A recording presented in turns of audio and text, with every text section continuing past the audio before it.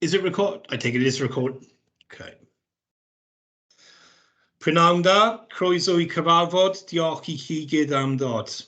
Please note that today's meeting is being recorded and may be broadcast via the authority's internet site. The images and sound recording may also be used for training purposes within the authority. Okay. Bear with me now 2 seconds.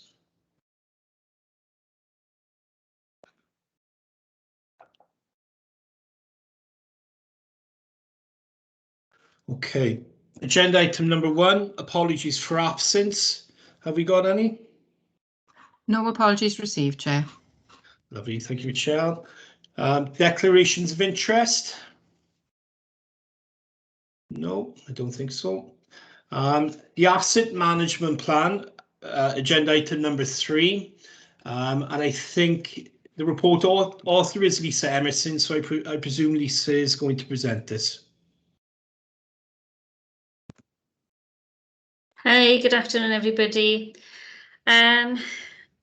Yes, let me just pull up my report a sec. Okay, so I've been asked to give this report to give members details of what property assets are held by the local authority, and the report goes into how we decide on what assets should be disposed of and how we plan for our assets for the future. I'm assuming everybody's seen a copy of the report, so I won't go through it, but if anybody has any questions. Lovely, thank you, Lisa. Anybody got any questions? Who'd like to go first? Okay, it's Clive, I think. Clive, and then Councillor Malcolm Corcoran. Thank you, Chair. On the part of it where you've got, it's the corporate asset. Oh, sorry.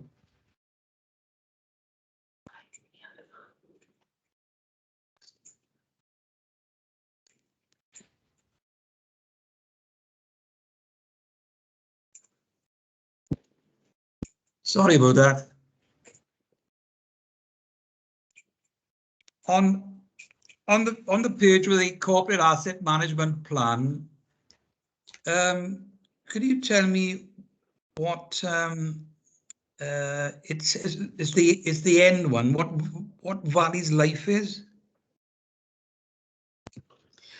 Yeah, actually the title Valley's life has changed now. It's the extra care facility that Social Services and Housing are looking at Georgetown Plateau. All right, that's the 50 properties that's in the another part of the report, is it?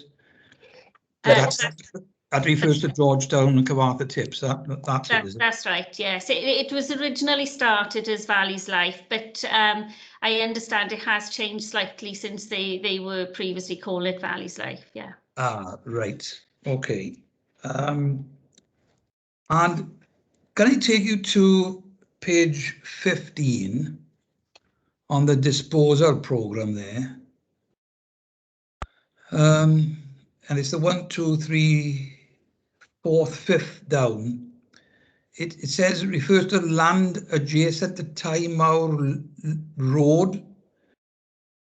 That's not Tymor Lane, is it? There's a Tymor Lane right down the bottom of Gettley Estate. Apologies, but I would have to check that with the caseworkers, I'm afraid. I don't have the detail of all the individual cases, but I'll certainly take that back to the team and we'll confirm that to you. Yeah. The reason I query with it, I think, I'm not sure, if it's Tymor Lane they're talking about, which is sometimes called Tymor Road, there's a field there as you turn into it on your right hand side, and that's where the boundary is.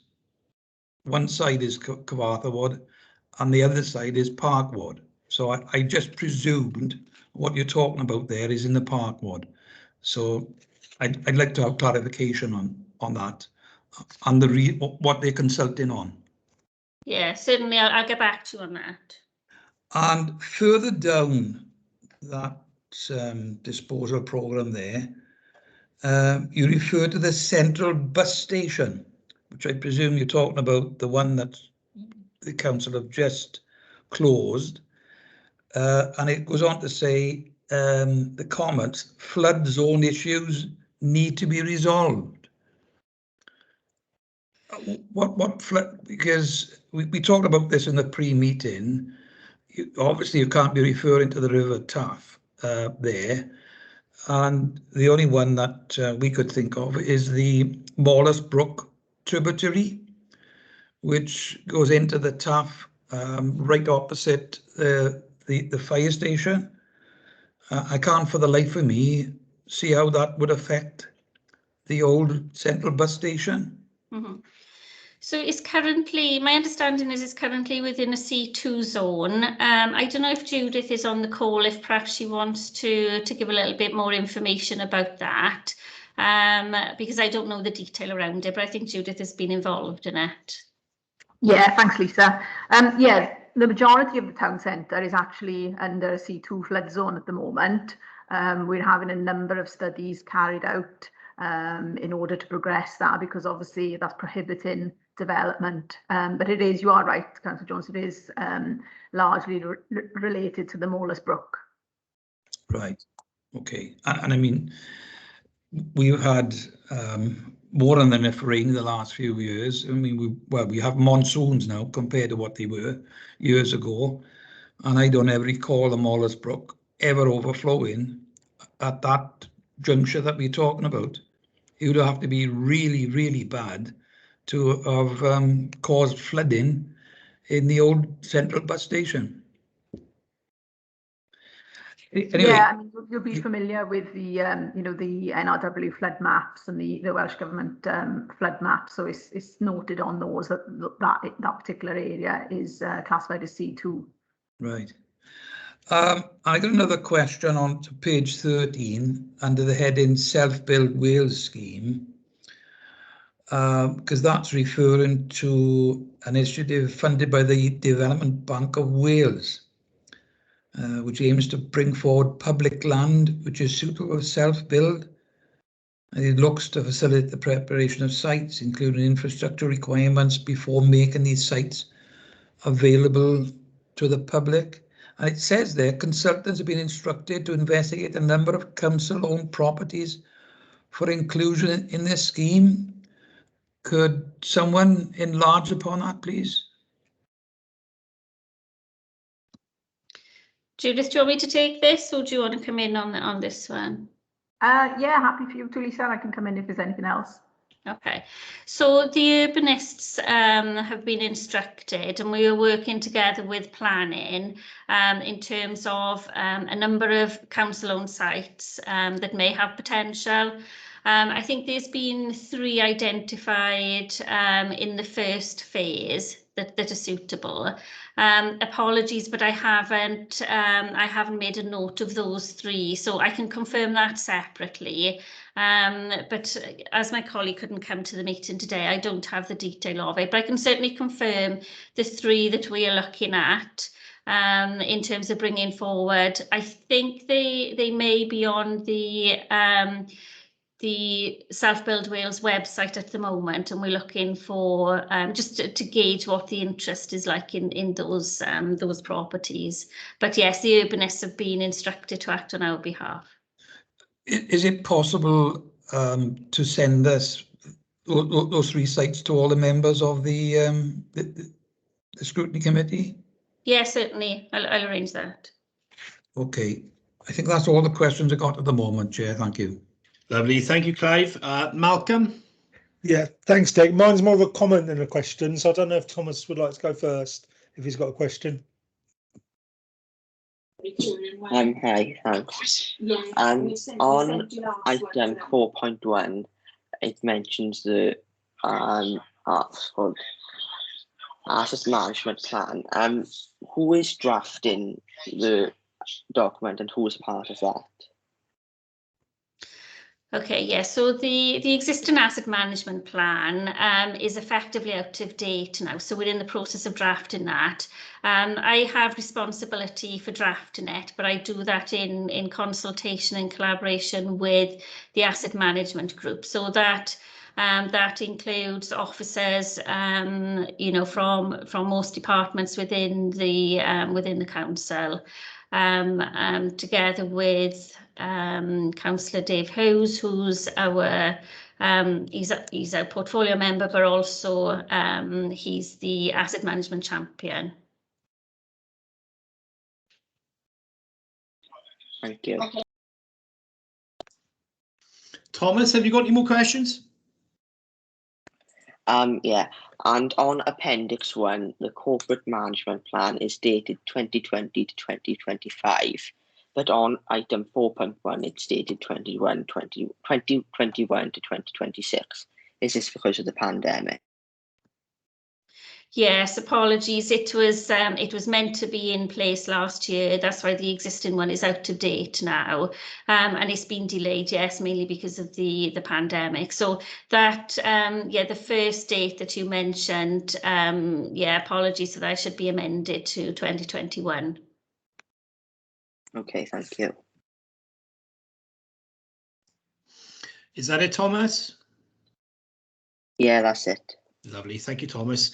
Lee Davis. Thanks, Chair. You might not have the answer to this, but it's just a query I had. In terms of the land, are there any other local authorities that own assets within Merthyr Tydfil? I know when Taff Ely was split and Mid Glamorgan. Just out of curiosity. As far as I'm aware, there aren't any other assets owned by other local authorities. Obviously, there will be other public ownership within our boundaries, so the health board and police and whatever. But as far as I'm aware, no, everything within the boundary of Merthyr would have transferred over to Merthyr. Bro, thank you. Okay, anybody else got any questions? Clive? Yeah, thank you, Chair. I got another two. It mentions 21st Century Schools programme on the corporate asset management plan. Because I've been chasing what the situation is with one of the schools where I'm a governor, i.e. Cyfarthfa Park Primary School, which is a split site. Has that been updated? Where exactly are we with that at the moment, the whole plan of it? And if it's been updated, who's updating it? Okay, so as part of the draft asset management plan, I'm actually waiting for the latest version of the education sort of service asset management plan, which will cover the 21st Century Schools programme.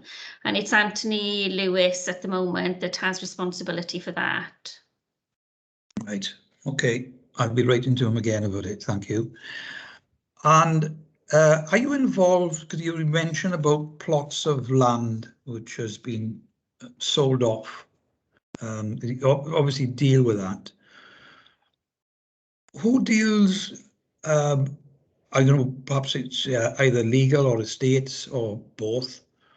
Who deals with the actual mechanics of the sale? And what I'm asking about is, are there particular conditions that people have to sign and adhere to when the plot of land is sold? Because I'm sure I'm not the only councillor in the chamber who's had issues with plots of land that have been sold off by the council. And just give you the example, if it's sold and there's nothing being planned for it immediately, these areas of land should be fenced off properly, and they are not in every case. So who deals with that? Who actually puts that in as an agreement and is signed by whoever's purchasing the land? So estates would deal with any disposals, and we'd be responsible for including any conditions that are necessary in each individual case. Now, before anything is sold, we go through a consultation process with internal departments and also with the local members. So it's at that point, really, we consider what appropriate conditions need to be included in the sale.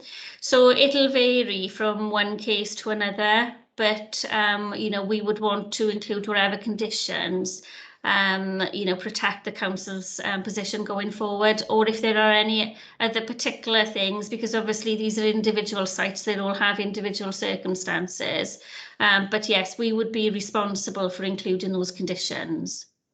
And those conditions, would it be if the plot of land is, you know, wide open, would it include, for example, that they are responsible for fencing off that area properly? Because I can give you 2 instances in my ward, and I'm sure other elected members can throughout the county borough, where lo and behold, once somebody sees a piece of empty land, it becomes the local rubbish dump. Well, it will depend on the individual circumstances. So if it's necessary for that land to be fenced off, we would put a condition in there, and then we would check to make sure that that's actually carried out after the sale has been completed. So we would normally ask it, you know, to be done within a certain period of time. But like I said, it comes down to the individual disposal and whether those conditions are in there or not. So if you have any, you know, any particular concerns, then raise them with us, and we can have a look at the conditions of the sale in each case. And if there are any issues, we can pick them up. And who should I write to, Lisa? So if you write either to me, so it's Lisa Emerson or Andrea Jones. So Andrea heads up the estates team. Oh, yeah. So she'll be able to pick up the details, but either of us. I'll drop your line to the both of you. Okay. Thank you very much for that. Thank you, Chair. Thank you, Clive. Jeremy Davis. Yeah, just a quick question. Do you know when we sell off land? So say we got a plot of land that could be 10 acres, 20 acres, whatever, and is prime for building, say. Do we look at, before we sell the land off, putting our own planning permission on so we get more money for it? Or do we just sell the land off without planning, let someone else put in for planning for it, and they get, well, most of the money out of it? It will depend again on the circumstances. But yes, we very often obtain our own planning consent before selling anything. It will depend on what effect it has on the value. So if it's an allocated site, very often it's sold without planning consent because the developers will need to get their own detailed consent, but the value is already based on that development value because it's allocated in the LDP. So where we feel there is, you know, a reason to obtain planning, then we will do, yes. We sold a number of building plots fairly recently with planning consent, actually, which increased the value of it prior to disposal. Well, that's good to hear, that is, because obviously I know some land has been sold off and other people have got planning permission and earned a lot more than the council would out of it. So it's good to see that sometimes they do look at that. Thank you. Yeah, I mean, we do it as a matter of course. You know, we would consider all those valuation principles. And if we do sell any land that that isn't for development, then, so if we sold it, say, for garden purposes or for agricultural use or whatever, and the value is attached to that use, we would normally put in a clawback provision as well. So if anybody obtained planning consent in the future, then we would be able to share in that increase in value. So it's just an extra method of ensuring that the council's interests are protected. That's good to hear, Alice. Thank you. Jeremy, any more? No. Clive, do you want to come back in? Yes, I'm sorry. Again, going back to the corporate asset management plan, you've got in the third one across there, very at the bottom, fixed play stock improvement. Could you tell me, is there a report or is there a continuing assessment of that throughout the county borough? I don't have the detail around that, to be honest. Rob Barnett is dealing with it, but I can certainly ask him for that information and feedback. It's okay. I'll write to Rob Barnett. I thought that you might be able to enlarge on that today. Okay, thanks. Sorry, Clive, I missed that. Was that for playgrounds? It says on there fixed play stock improvement. So I've assumed that, Chair, to be talking about the. Are we talking about playgrounds, Lisa? Yes, I believe so. Yeah, so it's a programme of improvements to the play equipment. Play equipment, yeah. Okay. Okay.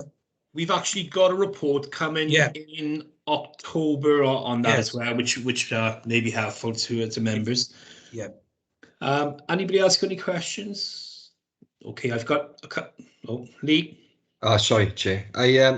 In terms of playground improvements, does the SIL money be used for playgrounds, and how does somebody access it? Does it automatically get used by the council, or the different wards have to look to apply for that then? Do you want me to take that, Lisa? Yeah. Yeah, Councillor, SIL can be used for playgrounds. We have had examples of that in the past. The SIL process is we've got a SIL board that meets kind of as and when there's applications submitted for the money. Obviously, because the money that comes in is dependent on developments, there's not always money in the pot. But when there is, and when we've got applications from local councillors or from various departments, then the SIL board will meet and consider those.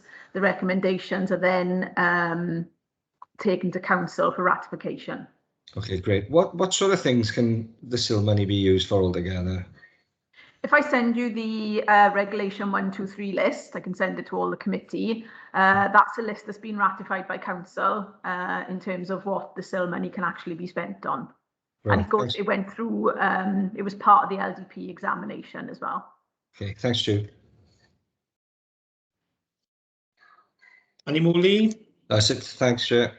Okay, Lisa, I've just got a couple of questions, a few questions. The first one is it's kind of two in one. In the report, it says the property review forward work plan from January 2021 to March 23 includes service area reviews together with individual reviews of caretakers' houses, changing rooms, playgrounds, playing fields, and advertising hoardings. Any property declared surplus to requirements because of this process supports the capital programme revenue as deemed appropriate in each case. Then also, I'm going to build it up, just add a little bit more then. Are all disposals of, would elected members be involved in these decisions if they're in their ward? And then are all disposals of land, buildings, property always discussed with ward members before they're sold, or is there like a value threshold before you would get a councillor involved, members involved? Yeah, no, we consult with members on everything that that is sold. So we would contact, as part of our normal consultation process, we contact the local members. So that's for all disposals, big or small. Okay, lovely. Thank you, Lisa. Here's a question. Can land that is included in the local development plan and set aside for housing be removed from that plan?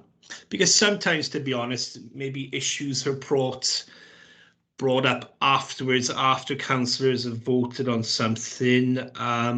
So it's just something that's it's quite apt at this time, maybe.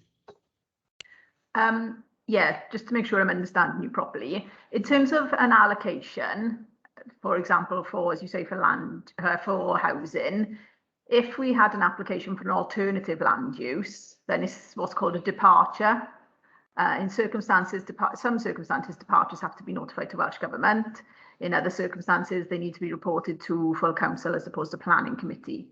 In terms of changing the use of a piece of land, the only opportunity to do that is when we review the LDP. So an example of that would be up on the Goat Mill Road. In the previous LDP, we had a site allocated for housing. That didn't come forward. So in the new LDP, it's now allocated for employment. Lovely, thank you, Judith. Another question I've got. In the report, it's mentioned that where we dispose of property to the public sector, we apply the land transfer protocol. Can you just explain a little bit about the land transfer protocol? Yeah, certainly. So the land transfer protocol has been put in place by Welsh Government. It's advisory, so we aren't compelled to use it, but it's good practice. What it means is where we have two public authorities, so say for instance the council was selling land to the health board, then rather than both parties employ their own agents and both have two valuations, and then the agents sort of, negotiate on those valuations, that can be time consuming, and the land transfer protocol essentially requires both parties to jointly instruct one agent, and we are both at that point accepting that we will accept the valuation that jointly instructed agent will come up with. So it just takes out that negotiation element. We are committing to that valuation up front, essentially. Okay, lovely. Thank you, Lisa. Another question I've got. When does 100% clawback on land, and this is mentioned in a couple of places, in Appendix 2. Does the local authority have a duty of care if there's fly tipping on that land? Do the local authority have to remove it, even though if it was sold, that none of the money will go through the council? Yeah, so the council actually are the legal owners, and therefore any costs relating to it would be our responsibility. But should the land be sold, yes, the full value goes to Welsh Government. There are certain things that we can claim back, like if we had agent fees or our solicitors' fees, but it wouldn't be in relation to the management costs. So yeah, I mean, it's something for us to bear in mind, certainly with land that's in our ownership, which is subject to clawback. Yeah, we are responsible for those costs. Just obviously there's nothing to do with you. I just find it a bit strange where you say it's in our ownership, but it's not really, because if we sell it as a local authority, then we don't get any of the money for it. It's just it's a bit odd. Yeah. One other thing, this is in actually regards to a certain site that's mentioned on the disposal programme. Is it okay to mention that site? Yes, yes. Yeah, okay. It's actually land rear of Edward Street, Trevor Close, and it's sold subject to contract, ecology issues delaying planning consent and completion. I'm just wondering, because this has been going on for quite a while, to be honest, and it seems to be a lot of rubble is being dumped there. And if you actually look on the intranet site, Merthyr Tydfil Mapping, it's actually set out for houses there, and it's actually called Thistle Grove, and all the plots of the houses are mapped out. So I'm just wondering, is this likely to be done at some stage, or is it are the ecology issues very onerous? Mm-hmm. Judith, I don't know if you want to come in on this. Unfortunately, the caseworker couldn't make the meeting today, so I don't have the detail of it, but I know it is with planning at the moment, I think. So I don't know if Judith has any more information that she can add on if that. It's so before Judith comes in, if this is kind of sensitive and somebody owns the land, maybe I can email it so that it's not on. No, I don't think it's sensitive, Chair. The ecology issues on the site are not insurmountable. The delays are down to, obviously, ecology surveys are seasonal, and that's the reason why it hasn't moved any quicker than that. We were waiting for submission of them, having been done in the correct season. Okay, lovely, thank you, Judith. That's all my questions. Councillor David Jones. Yeah, thank you, Chair. It goes back to Councillor Lee Davis's question about SIL money. If there's a development in one of the wards and SIL money is allocated from that development, is any of that money guaranteed to go to that ward? No, not guaranteed. That's where SIL and Section 106 are different. SIL can be spent in any area of the county borough, whereas you would be aware Section 106 is normally attributed to a specific development. Yeah, I understand that, but what I feel is that it's unfair that an area that's most impacted by a development may not get any money out of it, or any financial benefits in that area. I just find that strange. I just think it's wrong.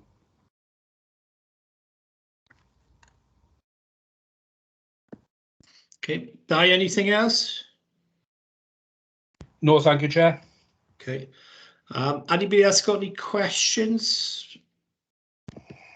Okay, we'll move on to comments, and I think Malcolm, you're first to come in with the comments. Yeah, thank you, Chair. Yeah, it was just on the additional background paper. It would have been handy for local councillors if that had been also listed in by ward. It would have just made it easier to find out information that's more relevant to us. And also, there's some big gaps towards the end of it. So you think you've reached the end of the section, but then there's one line at the top and then one line at the bottom. So it'd have been handy if that had been a bit more condensed in as well.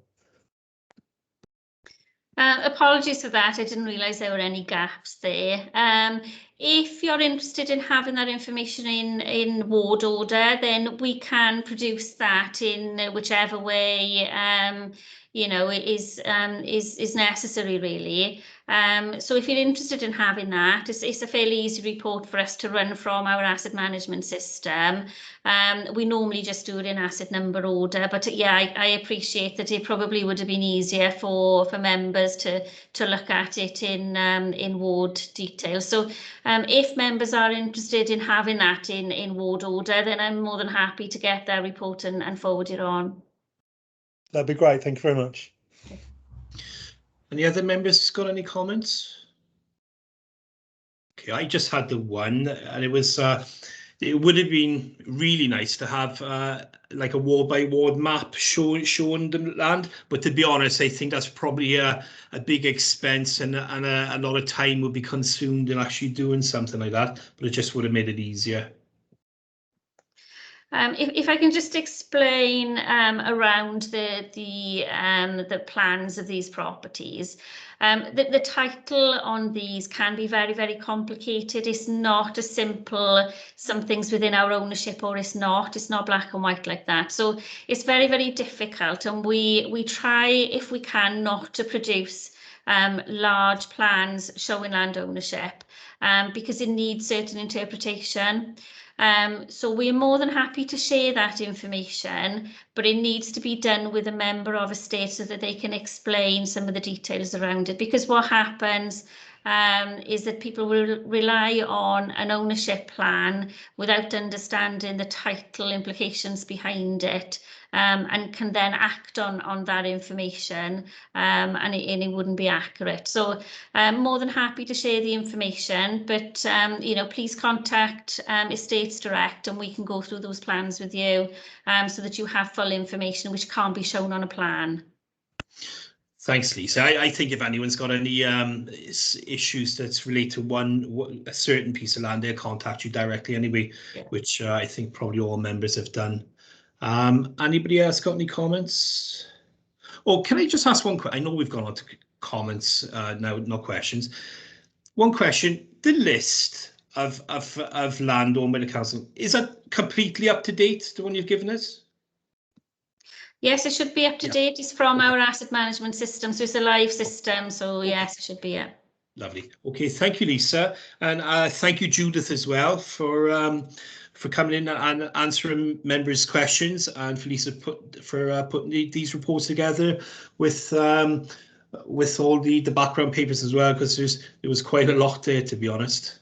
So yeah, thank you very much to both of you. You can actually go as well. I don't think we'll need you. I'm just thinking, well, we may need Judith actually in on item number 6, because I want to ask a question. So if we go, can I ask Democratic, is it okay to agenda item number 6 before number 5? Yes, Chair, that's fine. Lovely, thank you very much. Right, so we'll go straight on to agenda item number 6 then. It's scrutiny, referrals, feedback and follow-up actions. I've got a couple of things, and I go straight onto this one, because obviously, Judith, this is your department as well. I asked for the planning process and public involvement in meetings. Now, I've skipped past it because it is an information report. But one of the things I wanted to come away with today was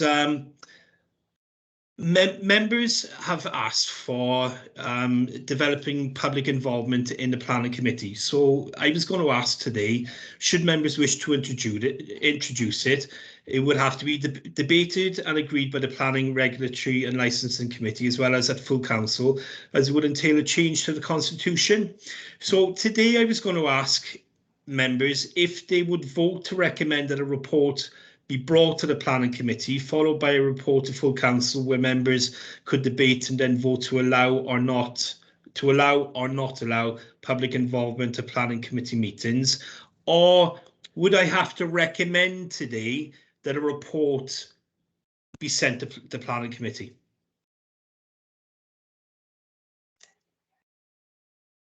I don't know if I'd made myself clear. Is that a question for me, Chair? Yes, sorry. What was the two options? Sorry, a report to planning committee, or yeah, what it is, because members want to introduce public involvement in planning meetings. They want, if members of the public have got issues with something, maybe they'd like to ask questions. It's done in a lot of other local authorities. Now, this is something that I know Malcolm, Clive, they both sit on the planning committee, and other members want. So really, we want to get it going forward. So I'm just wondering, would we vote today or to send a report to the planning committee? We just want to get this done. Yeah, I mean, I'm happy to take that recommendation away today, and we can prepare a report for the next planning committee. I think what I'd suggest is, in the interim, perhaps we can have, I memean, it can be an informal meeting just to discuss the detail of it, because I think we alluded to briefly in the report. There's just things like, you know, because obviously in the interim, since you've asked this, we've been doing a bit of research into how other authorities run it. And there's things like, you know, how many people can speak, how long they can speak for. So just kind of mechanics like that, it would be useful to have a discussion with planning committee members on. Yeah. So yeah, as I say, I'm happy to take the recommendation from Scrutiny Committee today for a report to be taken to planning committee. Okay. But also that a meeting, an informal meeting be held in the interim to discuss the detail.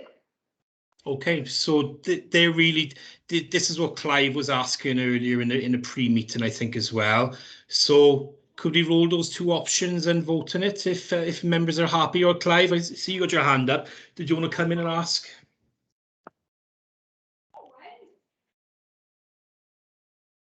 You're on mute, Clive.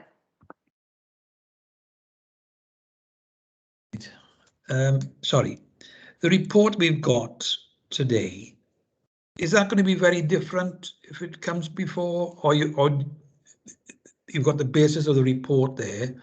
You I presume would be updating that. Yeah, just adding the detail to it. Yeah. So this would be the basis of the report, but with further added detail. Is that correct? Yeah, obviously the report that the information you currently got covers a a number of topics. Obviously, the public involvement is part of it. So obviously the report to planning would just be about public involvement, with the detail of how we would actually work. And could I ask, as we discussed this in the pre-meeting, there are other authorities, local authorities, who have got public participation, and some not a million miles from where we are. Would you be able to obtain recordings of those meetings, so we could view what actually happens with another authority? You know, and in some cases they've been doing this for some time. Yeah, and perhaps we could view those. I mean, they're available on YouTube, so yeah, we could view some of those in the meeting we have to discuss the detail. I think that would be helpful. Okay. To give. You're talking about the planning committee now, are you? Yeah.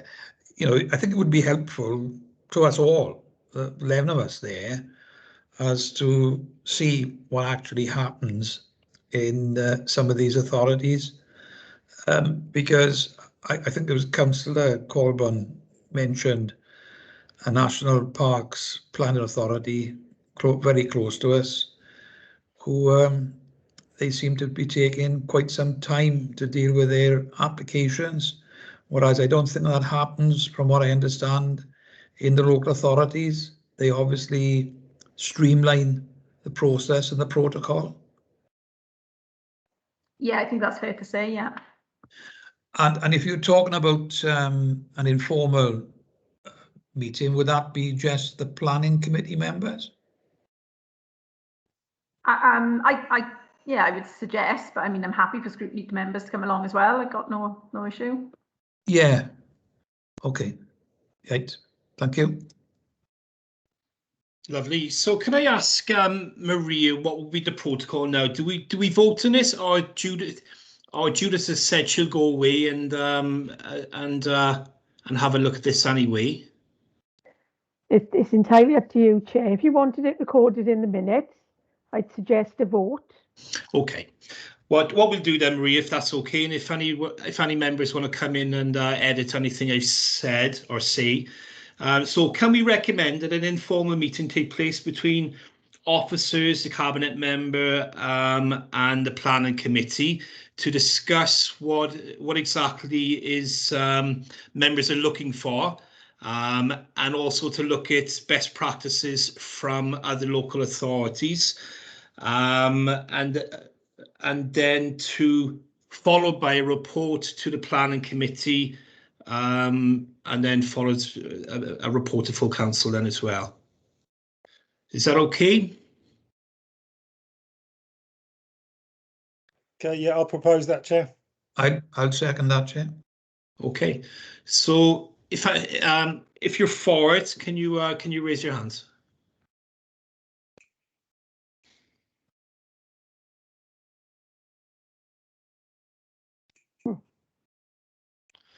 Okay, I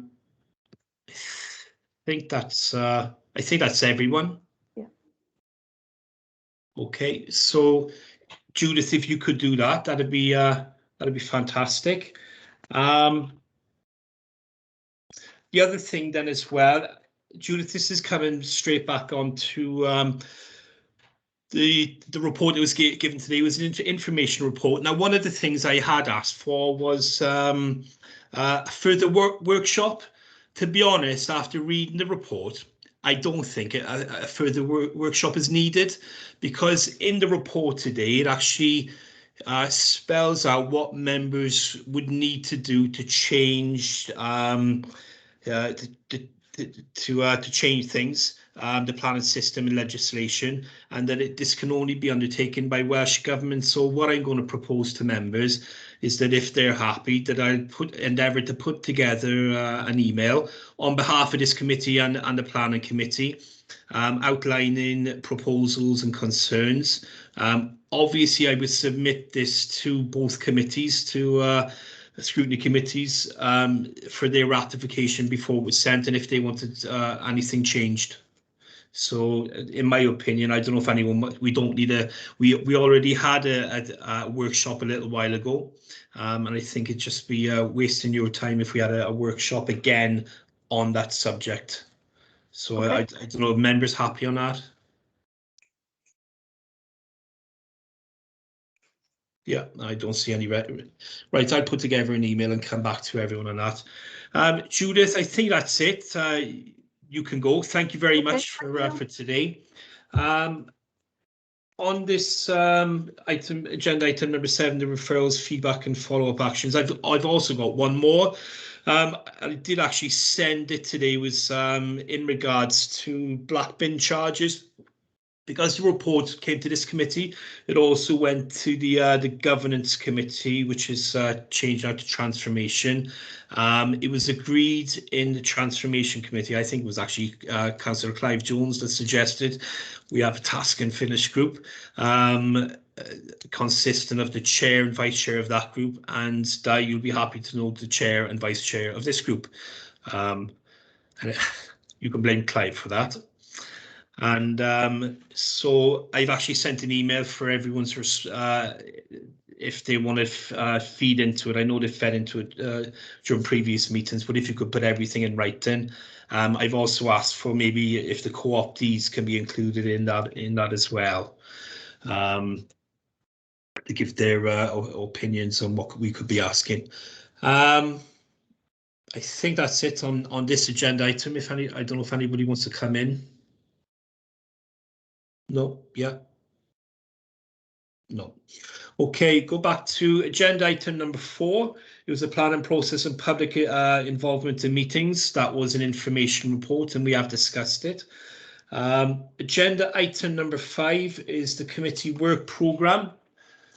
Bear with me, I just try and find this as well. I don't know if everyone has had a chance to look at this. But it's your chance to change things and put items up to be discussed by committee. Clive's got his hand up. Clive.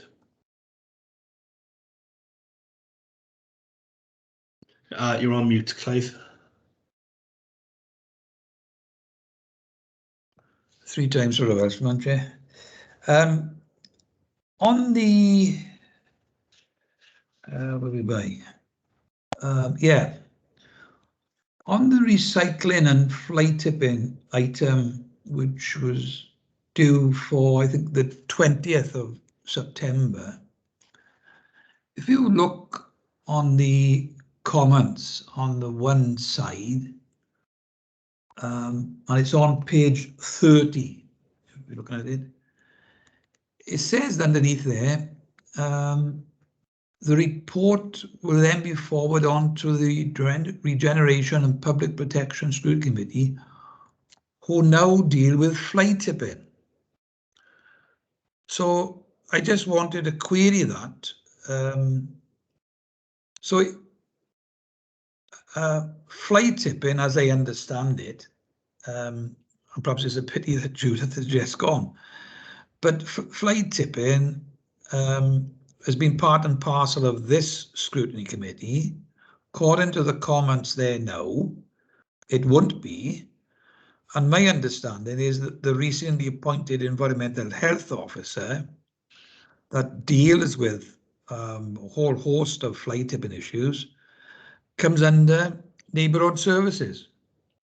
So I'm a bit perplexed, frankly, as to where we are with this. We're either a scrutiny committee that deals with fly tipping or we're not.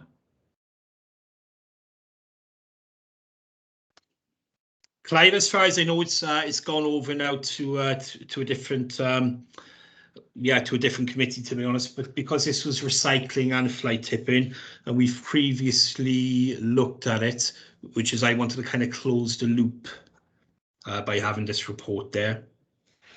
Right. I don't know. Is David Hughes here, the cabinet member? I can't see who's still here. No. Yeah, it's right. Because we've all got issues with fly tipping, which we've discussed here many times. we'll just have to, some of us, refer them to that particular committee, because they ain't going to go away. No, I think though there's kind of a thinking about it. I know the flight tipping has gone to over to Regen, but there is that overlap as well, because you've got the different, say, parks departments will clear flight tipping from parks, and the parks department is still part of neighbourhood services. So there is that. Has everything gone over though? Is it just enforcement that's gone over? Enforcement, Lee. Yeah, the actual picking up of the litter is still under this. It would be, yes. You have got the crossover. Yeah, but the problem I think that we're going to find is that issues about a whole host of issues, we could be a bit frustrated that we can't have the input as such into it, because it's now gone back to it's gone over to another scrutiny committee. You know, we are dealing with an overarching scrutiny thing to do with its staff, but the issues, any issues that comes about as a result of flight tipping problems has got to go to another committee. It seems to be a bit of a betwixt and between to me. I do agree. I totally agree. And Lee, this will be your committee. Oh, of course, you chair of it, you? Yeah, exactly. Yeah, but it haven't come up in Regen yet. We haven't had. I've only been doing it for a few, meetings anyway. But I'm wondering then if Maria, can you make it an action to find out, to remind me to find out exactly where we stand with it, and whose committee actual flight tipping, what parts of flight tipping would be regeneration, and what parts would be neighbourhood services, because as Lee mentioned, the actual picking up of the rubbish will be neighbourhood services, but the prosecution side of it would be regen. Yeah, I can certainly do that. Just for clarification on yeah, where. I'm actually scheduled to have a quick catch up tomorrow morning with Sue Gow. So I can have a chat with Sue about that as well, because I think the element will sit under her area. I'll feed that back to you, but obviously that can be a prompt then for you to go back to the chief officers. Yeah. Just to get the clarity direct from that level also. Yeah. Lovely. Thank you, Maria.